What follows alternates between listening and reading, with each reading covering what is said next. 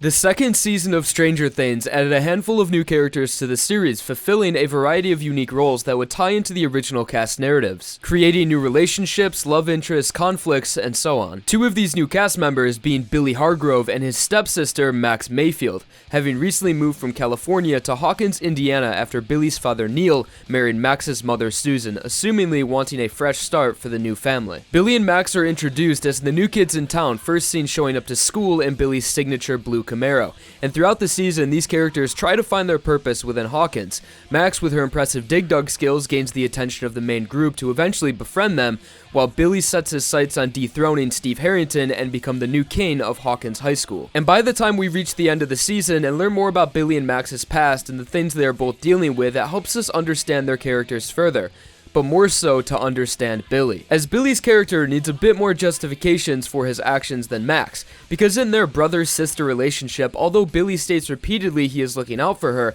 Max ends up becoming the victim of Billy's actions almost every time they are seen together, being oppressed, controlled, and shamed for just trying to make the best of their situation by making friends. So because of the way Billy treats Max throughout the season, his supposed racism towards Lucas, general villainous personality, and overall lack of importance to anything relevant, this has left most fans of the series with the opinion that Billy Hargrove is one of, if not the worst character in Stranger Things Season 2, being nothing more than just a racist asshole. But today we are going to talk about why Billy is better than you might think. This is in defense of Billy Hargrove. When the creators of Stranger Things, Matt and Ross Duffer, also known as the Duffer Brothers, were creating Billy's character, they wanted him to fulfill the role of a human antagonist, in contrast to the supernatural enemies like the Demogorgons and the Mind Flayer. Similar to Steve Harrington in the earlier episodes of Season 1, but much more violent and mentally unhinged, as if he could snap at any moment, making him a real threat. And in some ways they achieved this vision for Billy's character, but in even more ways,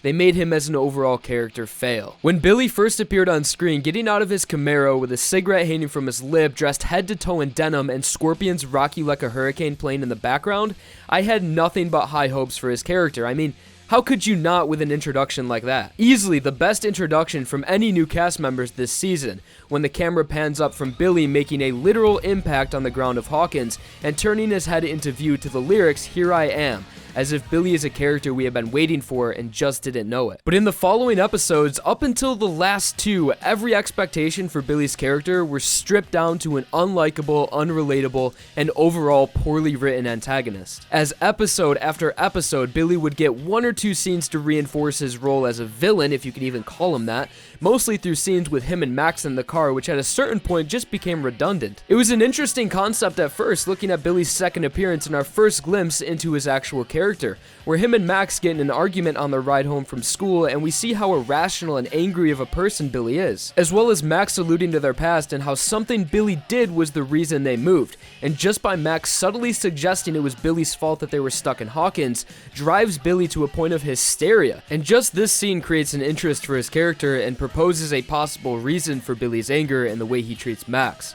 But unfortunately, after this one promising scene, everything Billy could have been slowly disappears episode after episode. Following his first two appearances, still in the earlier episodes, Billy continues to be written up as the human antagonist as intended, asserting his dominance over everyone's new favorite Steve Harrington in gym class, and with a 42-second keg stand, which worked to some extent to build tension between the two and create a conflict for Steve's character, as if he wasn't going through enough already. But it's not until Chapter 4, Will of the Wise, that we see Billy's character express a different kind of evil. The scene that left most viewers, and even the actor that played Billy, Dacre Montgomery, think that he is a racist, with the basic reasoning of Billy saw Max talking to Lucas, one of the very few African-American characters in the show.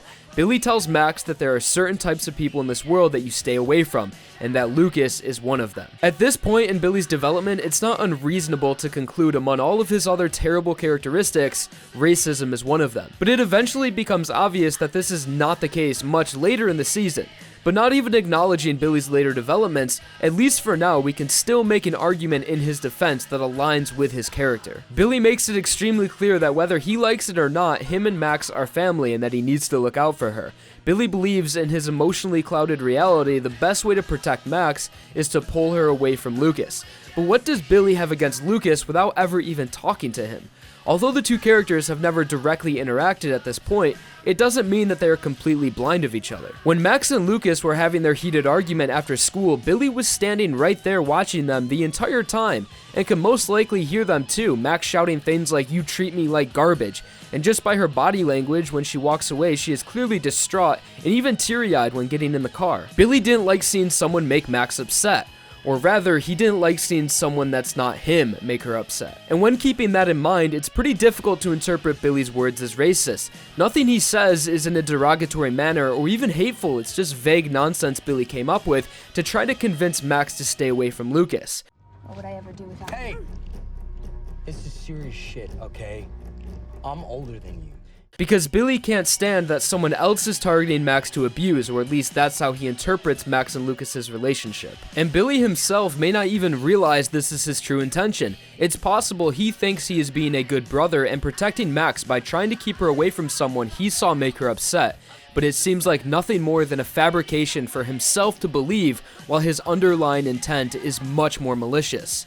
And this is Billy's internal conflict. We are shown later in the season, and probably Billy's most important scene with his father, that Billy is a victim of verbal and physical abuse for what we could only assume most of his life. And because of the way Billy has been mistreated by his father, it's turned him into the emotionally unstable and borderline sociopathic person we are introduced to in season 2, living in essentially a perpetual existential crisis to the point where Billy himself barely understands why he does the things he does. After Billy's emotionally powerful scene with his father is where people are able to understand and even sympathize with his character, seeing him completely broken down at his most vulnerable. A character who up until this point was always in control, but not of himself, rather everyone else around him, physically and verbally towering over his targets in control. And now we know why he is this way, because of how powerless and controllable Billy is by his father. Enduring and succumbing to Neil's abuse has led Billy to develop his own abusive and controlling characteristics as a form of defense or coping with his emotional trauma. Billy's father has made him fear submission to an extreme,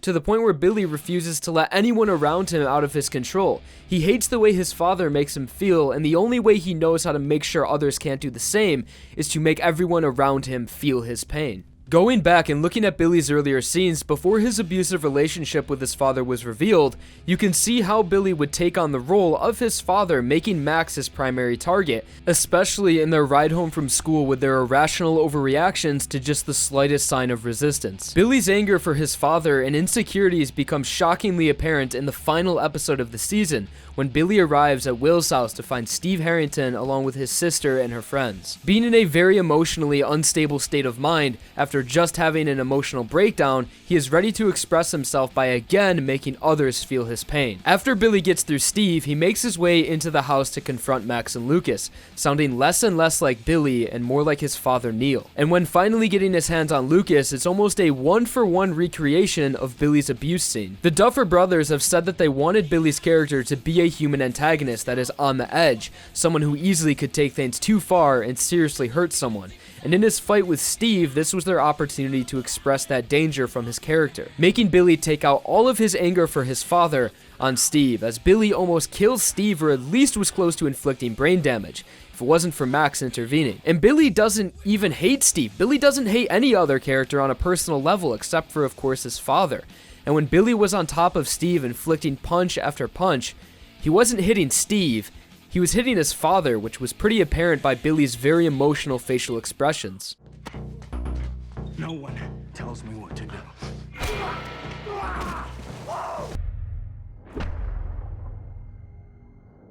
But then stopped by Max, who develops into almost the antithesis of Billy, as she is able to stand up against her abuser not submitting to the abuse, rather than Billy's solution of recreating the cycle. So whether it was intended by the writers or not, Billy Hargrove, although having very little importance to the overall plot, was able to become one of, if not the most complex, misunderstood, and interesting characters in the entire series.